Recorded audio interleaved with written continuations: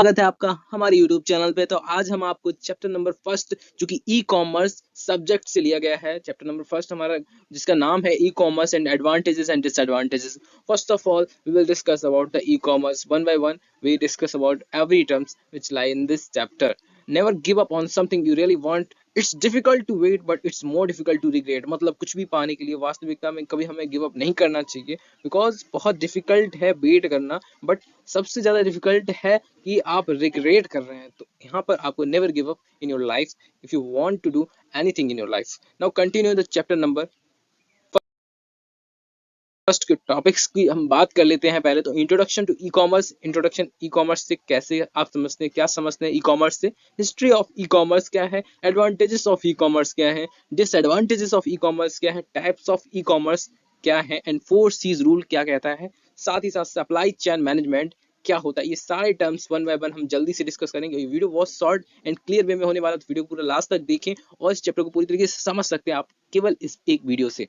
Video अभी तक पसंद आ रहा है तो वीडियो को लाइक कर दें, एंड अभी आप नए हैं अगर प्लेटफॉर्म पे तो चैनल को भी सब्सक्राइब कर लें।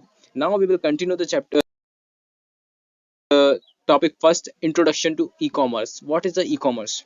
Basically e-commerce refers to the buying and selling of goods and services online। यानी कि e-commerce एक एक प्लेटफॉर्म है या एक ऐसा टर्म है जहां पर हम बाइंग करते हैं एंड कोई चीज खरीद सकते हैं और कोई चीज सेल कर सकते हैं और ओवर द ऑनलाइन, मतलब कि ओवर द ऑनलाइन प्लेटफॉर्म पे जितने भी हैं वहां पर हम कोई भी चीज बाय एंड सेल करते हैं। That is called the e commerce. It involves in conducting business transaction.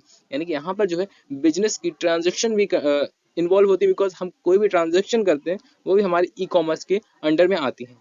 तो ई कॉमर्स सिंपली इसका मतलब ई कॉमर्स का इतना ही है कि जितना भी कोई भी हम सामान खरीदते हैं या ट्रांजेक्शन करते हैं इलेक्ट्रॉनिकली करते हैं तो वो जो होता है हमारे ई कॉमर्स कहलाता है।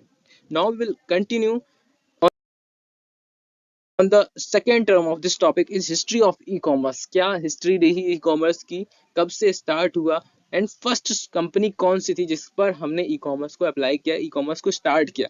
Now in 1960 electronic data interchange EDI electronic data interchange was introduced for business to exchange document electronically. यानी कि EDI सबसे पहले इंट्रोड्यूस कराया गया 1916 में, जिसमें बिजनेसमैन लोग जो है अपना डॉक्यूमेंट जो है इलेक्ट्रॉनिकली डिस्ट्रीब्यूट करते, इलेक्ट्रॉनिकली एक्सचेंज कर सकते थे। तो फर्स्ट टाइम जो है हमें ई कॉमर्स का यूज वहां देखने को मिला। सेकेंड टाइम 1990s में the first online shopping system was introduced and the rise of the internet. तो फर्स्ट ऑनलाइन शॉपिंग जब शॉपिंग सिस्टम इंट्रोड्यूस कराया गया 1916 में ओवर द इंटरनेट, तब हम चीजें जो है खरीदना बेचना हम लोगों ने शुरू किया। सबसे पहले हमारी जो है 1995 में 1990s में फर्स्ट ऑनलाइन शॉपिंग सिस्टम जो है एक तरह से क्रिएट कर दिया गया, बट 1995 में अमेजोन ने अपनी कंपनी फाउंड करी एंड 1999 में अलीबाबा, फिर ईबे, इस तरह से बहुत सारी कंपनियां आई जिन्होंने ऑनलाइन प्रोडक्ट्स बेचना शुरू किया है। और इसी तरीके से ई कॉमर्स धीरे धीरे धीरे धीरे कई विभिन्न पार्टों में जाके अपना फील्ड में अपना काम को बढ़ाती गई। तो ई कॉमर्स यहाँ से जनरेट होती गई, अपनी स्केलेबिलिटी वो बढ़ाती रही है। तो ई कॉमर्स की हिस्ट्री कुछ इस तरह से रही है। Now we will discuss about the advantages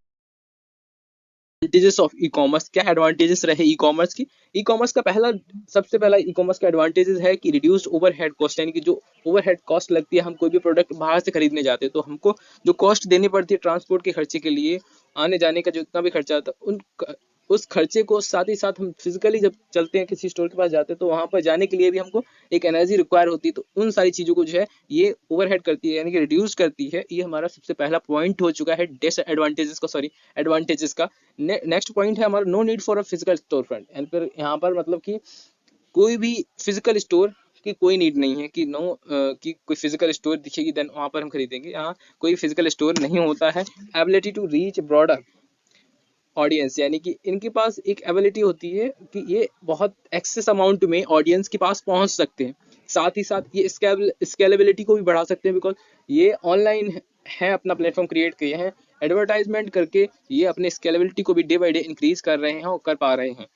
track logistics, यानी कि कोई भी प्रोडक्ट ये रिसीव करते हैं या मतलब कि सर्विस प्रोवाइड कराते हैं बिकॉज किसी को, तो ये जो है परमानेंट 24 आवर्स उसको ट्रैक कर सकते हैं जो पर्सन वहां पर डिलीवरी करने जा रहा है। तो ये भी इसमें एडवांटेजेस है ई कॉमर्स के। अगर आप कोई भी प्रोडक्ट भेजते हैं, अपनी कंपनी चला रहे हैं, तो आप प्रोडक्ट कोई भी भेज रहे हैं किसी भी कस्टमर के पास, तो आप ट्रैक कर सकते हैं वेयर इज माई ऑर्डर।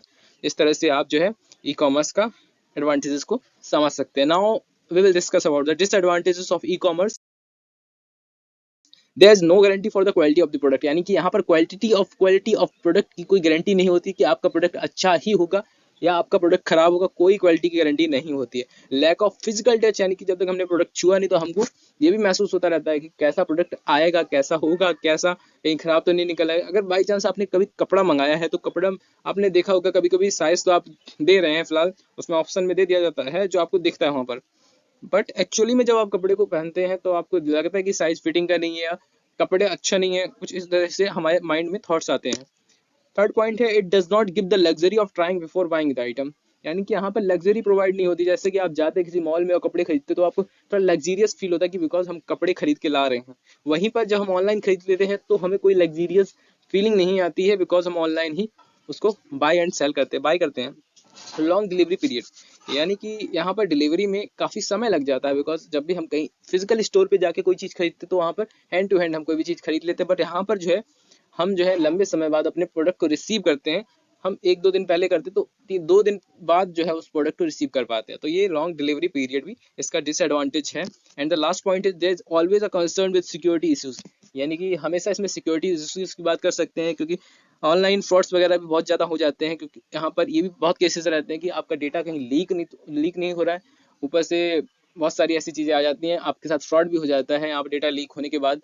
तो ये सारे जो है डिसएडवांटेजेस हैं ई कॉमर्स को, जो कि हमें इन चीज़ों से बचना चाहिए, बिकॉज हम ई कॉमर्स का यूज़ करके अपनी लाइफ स्टाइल को तो फास्ट कर रहे हैं लेकिन अपने आप को केयरलेस कर रहे हैं, इसलिए इन चीज़ों का ध्यान देना चाहिए हम लोगों को। अब हम बात कर लेते हैं next types of e commerce. E commerce हमारे 4 तरह के हैं। फंडामेंटल ई कॉमर्स हमारे 4 तरह के हैं, B2B, B2C and C2C and C2B। ये 4 फंडामेंटल ई कॉमर्स के टाइप्स हैं। सिंपली समझेंगे शॉर्ट में, क्योंकि हमको बहुत ही छोटे वे में आपको पूरा चैप्टर खत्म कराना, तो इसलिए हम शॉर्ट तरीके से आपको हर एक टॉपिक को समझाएंगे। तो B2B क्या है, यहाँ पर एक बड़ा बिजनेसमैन एक दूसरे बड़े बिजनेसमैन से कोई डील करता है, then B2B business e commerce यहाँ पर सेटल होता है। B2C यानी कि एक बड़ी कंपनी एक छोटे कंज्यूमर से बातचीत करती है, देन वो जो होगा B2C होगा। C2C जब कोई एक मे भी मान लो कोई एक वेबसाइट है जहां पर आप प्रोडक्ट किसी एक सेकेंड हैंड प्रोडक्ट बेच रहे हैं, तो एक कंज्यूमर किसी दूसरे कंज्यूमर को एक प्रोडक्ट बेचेगा तो वो C2C ई कॉमर्स के अंदर आएगा।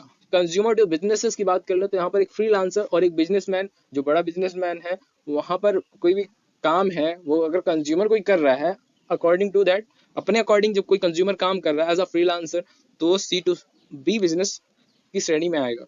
Now we will discuss about the 21st century skills of 4Cs. What is the role of 4Cs to grow the company?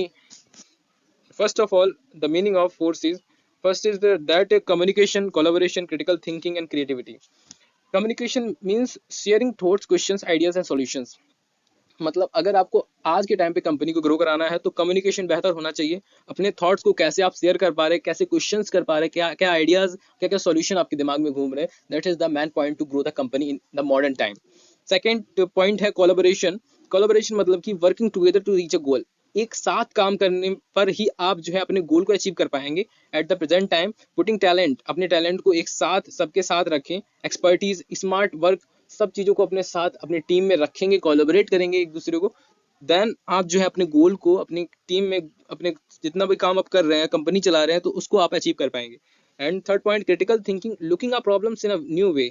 एक प्रॉब्लम जो क्रिटिकल थिंकिंग का जो पॉइंट है, कोई भी प्रॉब्लम आपकी कंपनी में आई, अप डाउन फेसेस भी आपको देखने को मिलते हैं, तो एक प्रॉब्लम जो है आपके उसमें आएगी तो उससे जो है हमको कहीं ना कहीं सीखना चाहिए क्या क्या क्रिटिकल थिंकिंग बनती हैं, तो उससे हमको कैसे आपको कंपनी को ग्रो कराना, कहाँ दिक्कत आई है, क्या क्या आपको चीज़ों को ध्यान रखना था आपने नहीं दिया, तो उसको डिसिप्लिन को मेंटेन रख के आपको आगे ग्रो करना है। साथ ही साथ क्रिएटिविटी एक टर्म है। क्रिएटिविटी का मतलब आप रचनात्मक कितने ज़्यादा क्रिएटिव हो रहे हैं, अपनी कंपनी को कैसे ग्रो कराने के क्या क्या तरीके ढूंढ रहे हैं, तो ये क्रिएटिविटी भी यहाँ पर एक टर्म है जिसका अर्थ आप समझ सकते हैं ट्राई न्यू अप्रोचेस, यानी नए नए अप्रोचेस को आगे आप फॉरवर्ड कर रहे हो, उसको समझ के उसको इम्प्लीमेंट कर रहे हैं। And to get things done equal innovation, तो इनोवेशन भी आपको देखने को मिल रहा है, नए नए आप जब अप्रोचेस लगा रहे हैं इन्वेंशन भी हो रहे हैं नए नए चीज़ों का। तो ये सारे जो 4Cs के बेसिक कॉन्सेप्ट है, 4Cs क्यों जरूरी है और क्या है 4Cs, आप लोगों ने समझ लिया होगा। Now we will continue at that next chapter next topic sorry CSM यानी supply chain management. Supply chain management आप टर्म से ही समझ रहे हैं, what is the meaning of this term. Supply chain management मतलब सिंपल सा है कि एक जो है बड़ी कंपनी होगी प्रोक्यूरेंट, एक बड़ी कंपनी से प्रोडक्ट जो है पहले जाता है सीधा डिस्ट्रीब्यूटर के, डिस्ट्रीब्यूट होने जाता है कि प्रोडक्ट जो है हमारा डिस्ट्रीब्यूट होगा। डिस्ट्रीब्यूट होने के लिए निकला, देन प्लान हुआ कि मार्केट में कब लॉन्च करना है, किस कैसे कैसे ग्रोथ होगी, क्या एनालिसिस रही यानी प्रोडक्ट कैसा है, कितना बिकेगा कितना नहीं बिकेगा, ये सारी analysis on the basis of हम ऑनलाइन बेसिस पे हम सारी एनालिसिस कर लेते हैं कि कैसे प्रोडक्ट बिकना है, क्या होगा, किस तरह का कैसे कैसे प्रोडक्ट का प्रॉफिट क्या रहेगा, सब कुछ एनालिसिस हम ऑनलाइन ही करते हैं। तो सप्लाई चैन मैनेजमेंट हमको बेसिकली यही बताती है कि कैसे हम प्रोडक्ट को अपने सप्लाई करेंगे ऑल ओवर द कंट्री, जिस कंट्री में हम बेचना चाह रहे हैं, ऑल ओवर द इंटरनेट, जिस इंटरनेट पे हम सप्लाई करना चाह रहे हैं, तो क्या क्या वेज रहेंगे सप्लाई चैन मैनेजमेंट के। मतलब कि पहले कोई प्रोडक्ट खरीदेगा आगे तो वहाँ पर डिलीवरी के लिए भेजना पड़ेगा, भेजने के बाद अगर वो भेजने के बाद कंफर्म करने के बाद रिसीव कर ले रहा, देन हमको डिलीवरी जो है कंफर्म हो जाएगी, हमारी डिलीवरी हो गई है कोई भी प्रोडक्ट जो हम रिसीवर के पास भेज रहे थे। तो ये सप्लाई चेन मैनेजमेंट कुछ इस तरह से चलेगी। उसके बाद एनालिसिस करेंगे कितना प्रॉफिट बना उनको ये प्रोडक्ट रिसीव करवाने के बाद। ये सारी जो है सप्लाई मैनेजमेंट के अंदर आते हैं। तो बेसिकली ये पूरा चैप्टर जो आपको यहीं पर खत्म हो रहा है, क्योंकि यहाँ पर पूरे चैप्टर को हमने पूरी शॉर्ट ही तरीके में बताया है आपको। हालांकि आपको बहुत अच्छे से समझ आया होगा, क्योंकि इस चैप्टर को बहुत शॉर्ट तरीके में और केवल कुछ फंडामेंटल इंपॉर्टेंट पॉइंट्स को यहाँ पर लेके हमने बताया है, और कोशिश करिए कि आपको समझ आ जाए। अगर अभी तक आपको वीडियो पसंद आया हो तो वीडियो को लाइक जरूर कर दें एंड चैनल को सब्सक्राइब कर दें ऐसी ही वीडियोस को देखने के लिए। जय हिंद, जय भारत।